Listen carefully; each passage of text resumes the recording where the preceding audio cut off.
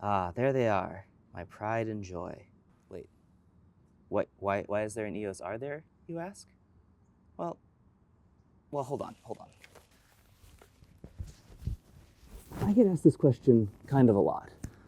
Why do I even shoot video with these cameras at all? Like professionally, not just like because I have them and I have no other options. No, why do I actually shoot with these cameras on purpose professionally, like for paid jobs, commercial jobs? Well, it has to do a lot with the advantages of this size, this profile. I often shoot with other big cameras like, Red, Alexa, even the Canon Cinema series, but not on the jobs that I have to do by myself. You see, some jobs require that large crews, lighting setups, all that sort of stuff. Those are very, very intense jobs. Those require days of setup, lots of planning, whole crews to pull off.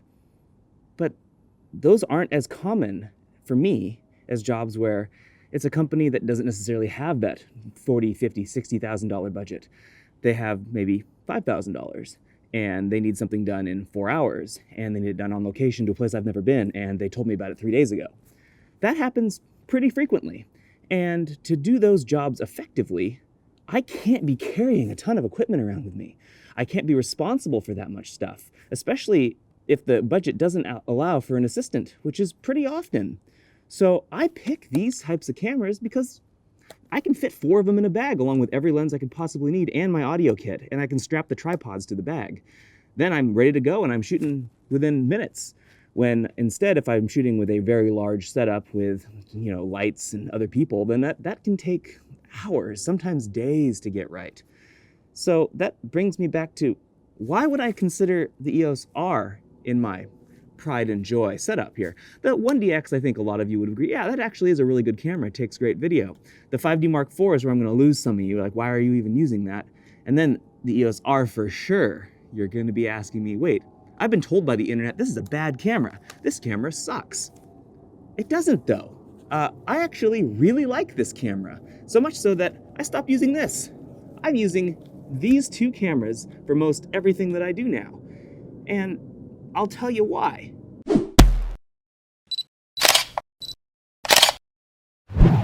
For all of the hate that the EOS R seems to gather from the online world, it doesn't seem to be coming from people who actually might find use with this camera. Now, we've done a review on why this camera actually takes some pretty good photos and performs pretty well in almost any capacity, but I'm here to talk about video. And though this thing does get even better when you can do clean HDMI out, what if you just want to shoot with this? What if you just want to shoot with just these, the memory cards that fit in them, and the tripod? Are you going to get bad video? No. And I've shot with this professionally 3 times now, where it's been my backup camera to my 1DX. Instead of that 5D Mark IV I tossed over to the side there. I've found it to be an incredibly reliable camera that I'm happy to shoot on. It's way smaller, has more autofocus points, it shoots at a more compressed and more usable MP4 than the MOV that the 5D Mark IV shoots, and it has just about everything else that I could possibly need in this, including this tilt screen, which is super handy when I'm monitoring 2 cameras and one's off to my side and I need to make sure that it's still recording or that the person's in focus. From a pure fit it into a bag, as many things as I can get into one roller, and so I can also shoot in a way that makes my clients happy, there are very few reasons to not shoot with this camera. However, I own 3 cameras when I go out and shoot with them, and I use the 5D Mark IV as a backup. These 2 cameras serve as my interview cameras, my portrait cameras, the ones where I'm focusing on the person and that's all you see on the screen. And the reason I do that is because no matter what other camera I picked up in recent years, nothing is quite nailed, just beautiful skin tone, quite like Canon Color Science. And I am willing to sacrifice full frame view if that means I can get access to that beautiful, beautiful color science. I don't even shoot log when I'm shooting a lot of the stuff I'm doing because I just don't have time to edit that kind of stuff. When a project is like a lower budget sort of thing, I don't want to spend a lot of time tweaking colors in post. I want it to be good when I load it in. And quite honestly, I really like standard profile out of any Canon DSLR, or in this case, I guess mirrorless. It just looks really good. If the blacks are too crushed, I can lighten them slightly, but otherwise, I really just kind of straight up like them right out of camera. I mentioned earlier that I don't just shoot with these two, I also shoot with a third camera that's not the 5D Mark IV, and that's the GH5. And the reason I like the GH5, and that's what I'm shooting on right now, is because of that floating sensor. If I need to do some B-roll where I'm hand-holding, or if I'm even putting it on a gimbal, I prefer to have my sensor floating because then it absorbs foot shocks better. I just use that camera. Mostly because it's smaller, lighter, and the quality is really good. Plus it shoots at 4K 60, which only this does, and quite honestly, I don't look forward to putting this monstrosity on top of any gimbal. That's just terrible. The GH5 works really well, and I'm gonna keep using it. But these guys are so much better for tripoded interview shots that I've got no reason to pick anything else. The EOS R isn't perfect. It does have some problems because it doesn't have a stabilized sensor, and not all the lenses that come for this camera have IS, and the ones that do aren't going to be as good as a stabilized sensor with, IBIS. This doesn't work so well for handheld shots or for even putting on a gimbal. I am not very good with a gimbal. I'm gonna go ahead and be the first to admit that. When I walk, my footfalls are totally obvious in the footage that I'm shooting, so I need all the help I can get. And that's why I use the GH5 on it, because that sensor is able to absorb the shock more than I can compensate with my arms. I can't do that with these cameras, and I'm well aware of my own limitations and their limitations, which is why I put them on tripods and don't touch them. I also don't really like this touch bar. I'm really not a fan of it. I actually have it off right now because it doesn't do anything for me. I always either have to pick between holding and waiting a second before I can use it, or accidentally activating it constantly.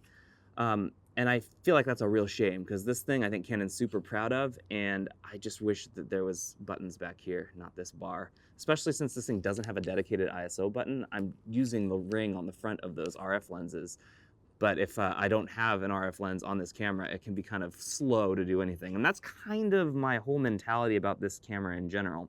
Every other camera that is from Canon that I've used has the same workflow to it. And I know where all the buttons are, I can do them, I can close my eyes and I know exactly which button is what. That's not possible on the EOS R because they moved everything and everything is different. And I think the ISO being missing, they moved the record button up to the top, which is the same on my GH5. I can't really complain about that, but it's just different than my other cameras, so I kind of have to think a little harder when doing this. And the other thing that I don't really like is the fact that the on-off switch is this weird toggle, because it's exactly the same as this mode dial over here. I feel like they should have just, I've turned this thing on and off by accident many times. I've gotten used to it now, but I think it was just a weird decision overall. The other thing that I don't like is that I have to hit the mode button and then I have to hit the info button to switch between photo and video. Luckily, I'm not shooting much photos with this. It's mostly just video. But the fact that I have to make that compromise, like I have to do that to get out of it, is a little bit slow. Another thing that bothers me about this camera, and it's not just the EOS R, it's a lot of mirrorless cameras, is that the distance here between the bottom of the lens mount and the bottom of the camera is so small that when you start putting those larger lenses on here, like the 50mm, as you can see here, it doesn't actually fit on tripods very well. The bottom of the lens is sitting underneath the bottom of the camera. So mounting video plates on the bottom of this thing is somewhat troublesome. So I've actually had to like rig it so that the plate is sitting really far forward and then it sits on my tripod funny. It just looks weird. It's not any less secure. It's just worth pointing out. But I overlook a lot of the problems with this camera because it's so small and it's better than the 5D Mark IV. Next to the 5D Mark IV, I would say it is, maybe 3/4 to half the weight. It has the same sensor. It records to the same formats as this thing, with a couple more actually, and it's lighter in terms of the file size. The files that come out of this are easier to work with, and they take up less space on a memory card. In fact, I can use different memory cards in this one than I have to use on that 5D Mark IV. V60 cards work in this. I think V90 are required for that. Otherwise, they just can't write fast enough. It's just too much data. And honestly, it's because of that Motion JPEG. Motion JPEG is just too beefy, a lot like what I get out of this 1DX Mark II.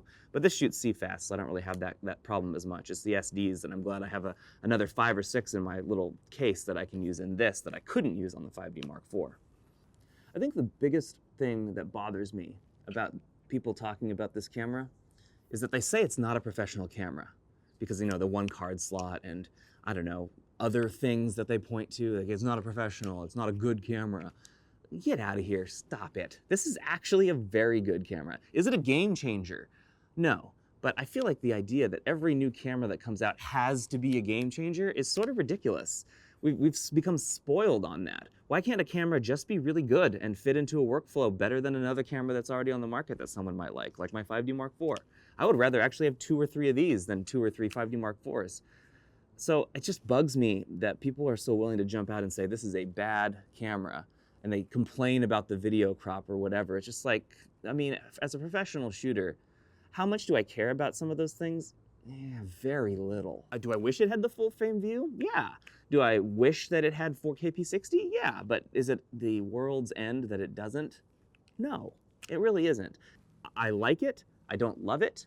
I like it. It's good. It works for me. I think there are people out there who will agree with me that what this camera offers, especially with the HDMI out, which I haven't even gotten to, the fact that it's 422 10-bit HDMI out with Canon log, I mean, that's really nice. My 1DX doesn't even do that. The 5D Mark IV doesn't even do that. There is no rule that says that you need to have one camera that does everything. Clearly, I have 3 cameras that do 3 things. 4 cameras if you want to count the 5D Mark IV.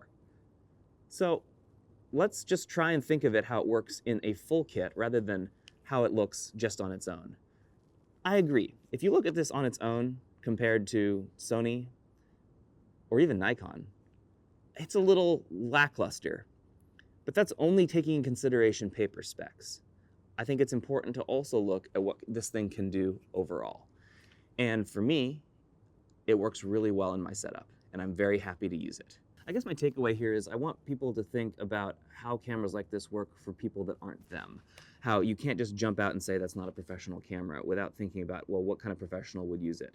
I'm the kind of professional that would use this. I'm very pleased to use this camera.